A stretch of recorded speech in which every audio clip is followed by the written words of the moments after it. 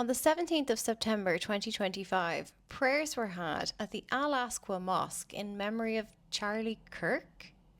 Consider the absurdity of that statement. Firstly, Orthodox Jews are usually quite protective of ritual boundaries. Memorial prayers for a Christian, especially one whose politics are steeped in US evangelical nationalism, cuts across their own boundaries and traditions. Adopting somebody else's martyr at an Islamic heritage site. Al-Aqsa to Muslims is not just a mosque, it's the third holiest site in Islam. For Jews to hold prayers there, especially prayers not for their own but for a foreign Christian, layers on trespass. You're staging a tribute act for someone else's martyr on someone else's altar. It's stacking like a grim joke. Orthodox rabbis, right-wing Christians, Islamic heritage site. This picture erases centuries of boundary making by three separate religious groups in one stroke. Normally, memorials happen within the deceased's own community, with the venue matching their tradition. Here, this is inverted twice. To remember Charlie Kirk at a mosque disrespects the deceased community, which is Christian. The venue choice doesn't match their own community boundaries either, as they are Jewish. All it seeks to do is defy the boundaries of this third, unrelated group and project hostility onto them.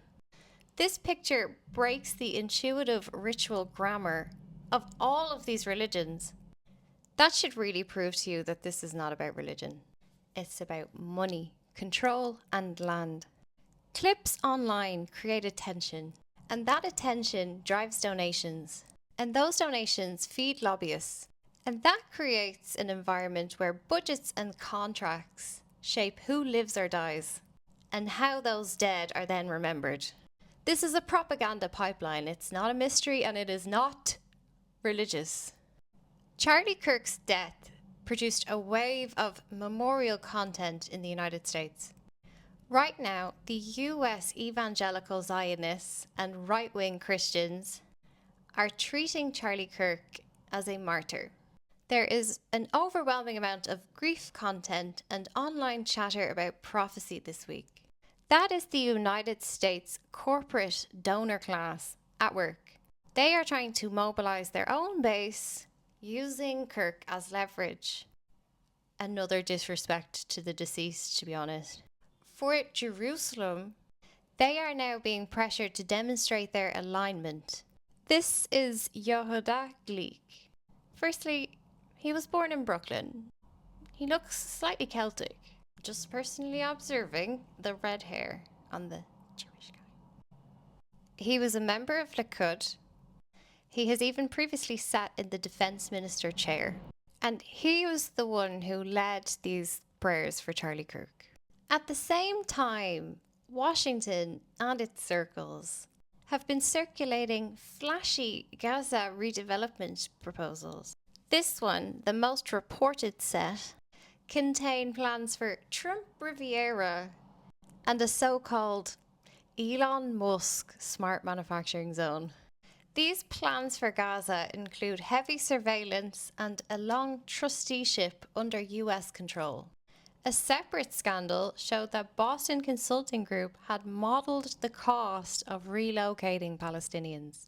The legal backdrop here is that the ICJ have confirmed all Israeli settlements, including in East Jerusalem, are illegal in their entirety.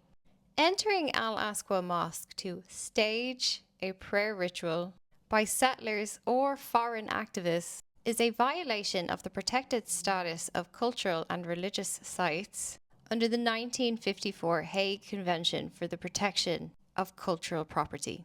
It is an act within a broader pattern of settler transfer prohibited by Article 49.6 of the Geneva Convention. The way international law reads this pantomime of cultural insensitivities, you've offended all three major world religions, well done.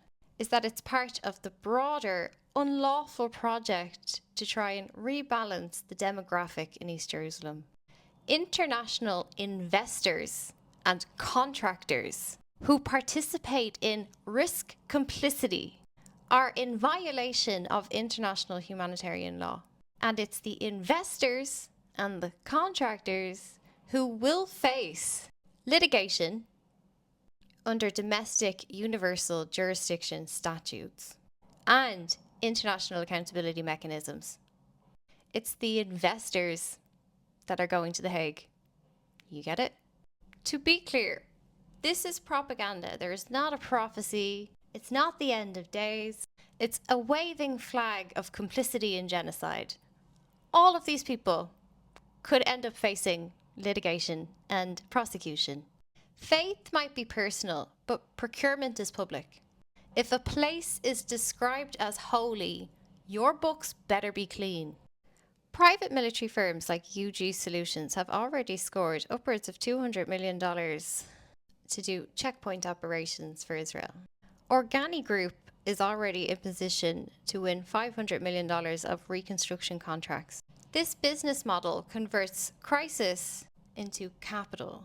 This organization funnels donor money into activists' hands, and they spend at least $250,000 a year on propaganda. These Al-Aqsa prayers were content creation for this mobilization system, not a genuine religious expression. Prophecy updates and tour marketing and prayer clips create a constant flow of attention. And that attention capture drives people towards donations, book sales, joining mail lists, signing petitions. And those lists are assets for lobbyists and policy pushers. They use that as data to ask their donors for bigger budgets. The US Christian Zionist infrastructure is built to do this at scale. Those budgets turn into contracts which the donors can then claim. Typically, large donors to Israel have holdings in security, surveillance, big tech, weapons. For them, it's money down, not donation to a charity that they support. They've been promised that the IDF will remove all of these annoying Palestinians. And once that's done, they will accept proposals for transition compounds. So they will build special economic zones and ports, and this dystopian waterfront vision. And that is when the concessions lock in value.